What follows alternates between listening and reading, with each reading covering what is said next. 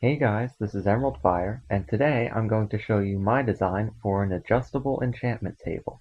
By that, I mean that you can choose the number of bookshelves you want, and that many will pop out of the floor, so you can get exactly the level you want to enchant at. And I have seen a design by Zuma, where you press buttons on the wall, where you can set all of them up, none of them up, or increase them by one level, or decrease by one level. But what I have for you today is an even simpler design that only uses two chests as the interface.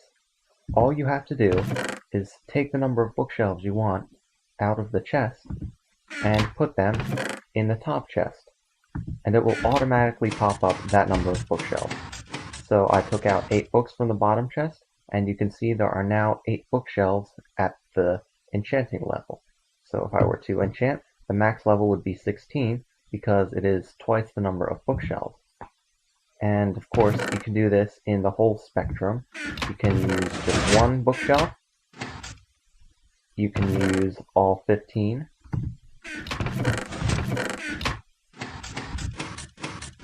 And it's really simple. Uh, there's also no way you can break this, really. I mean, if you wanted to take these books and oh, by the way, it's reset every time you open this top chest. So if you want all the bookshelves down, just don't put any books in, and all of them will get retracted. And like I said, if you want to, you can just put books in like this. It doesn't really matter, right? They'll all get sucked in. And like that, you could open it up while it's filling, and it'll reset, and then it'll just continue going from however many books were left. It's a really stable system, and it's really easy to use. I'll go back here and show you the redstone. It's not that bad, really. Most of this stuff up here is just to bring down the signals from the chest and the hopper, and the only real redstone system around here is this comparator clock, and this it's sort of like a stabilizer for the clock. You see, as long as this clock is running, the signal strength of the redstone will decrease by 1 every 4 ticks, which is exactly how long it takes for one item to go through a hopper. So this clock will be running for as many items go through the hopper, and when it's finished, this part right here will stabilize the signal strength at this redstone right here, which is subtracted from 15 right over here, and that will determine the number of bookshelves here. So if you put 4 books in the chest, then this signal strength will decay from 15 by 4, so it will go to 11, and then 11 is subtracted from 15 over here, so it gets 4, and then it continues 1, 2, around this corner, 3, 4. And that's how that works. It's pretty simple, really, just uses a lot of comparators. And every time you open this chest up here, this is a trapped chest, this is just a regular old chest, it sends a signal into some redstone back here, right there, and that just brings it through this torch down here and resets the redstone back to 15 by just powering the torch. So it is just a really simple system, and now I'll show you how to build it. Alright, you should start off with a ring of sticky pistons around the enchanting table, like this, and for the purpose of this tutorial, I'm going to put the chests in the same place as my demonstration, but you can put them wherever you want and wire them to the places that I'll show you when I get there. And note that when I use half slabs, it's because you can use whatever block you want that you can put redstone on. You don't have to use a solid block. You can, but you don't have to. So you'll start off by going around the pistons like this, full blocks up to one row, then 2 half slabs or whatever you want, and bring it all the way around, continuing the pattern until you get to the very end.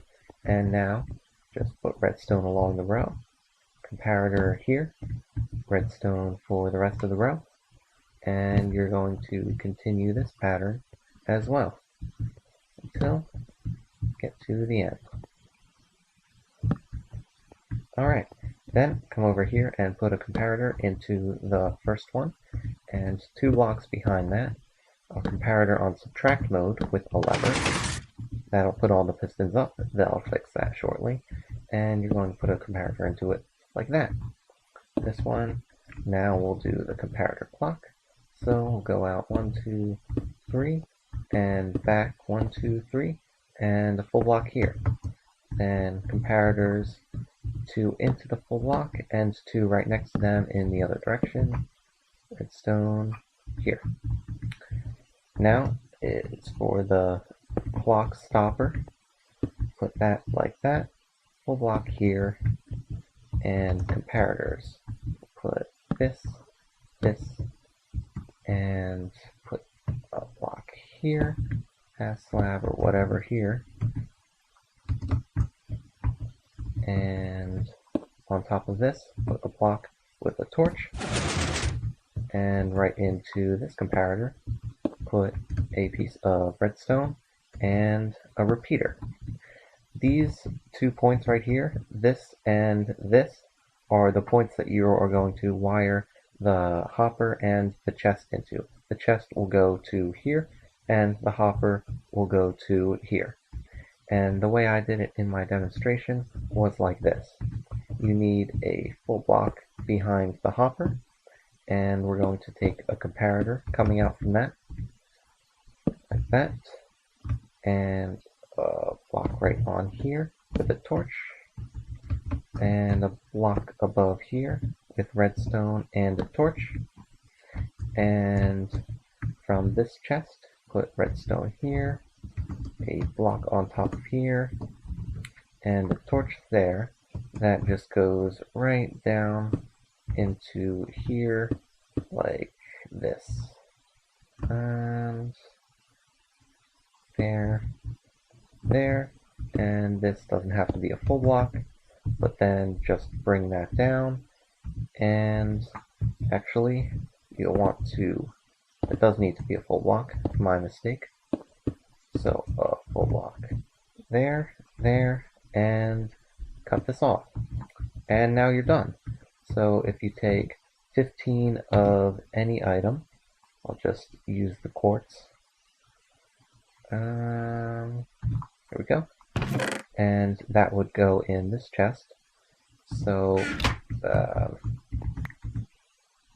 when you would put them up here, it will decide the number of bookshelves. Alright, I forgot to mention that this comparator has to be on subtract mode, but other than that, everything should be working perfectly. And if you take your items out here and put them in the top chest, 1, 2, 3, 4, 5, 6, 7, 8 bookshelves should pop up, and you should be finished. So that's it for the tutorial. I hope you enjoyed, and I will see you all next time.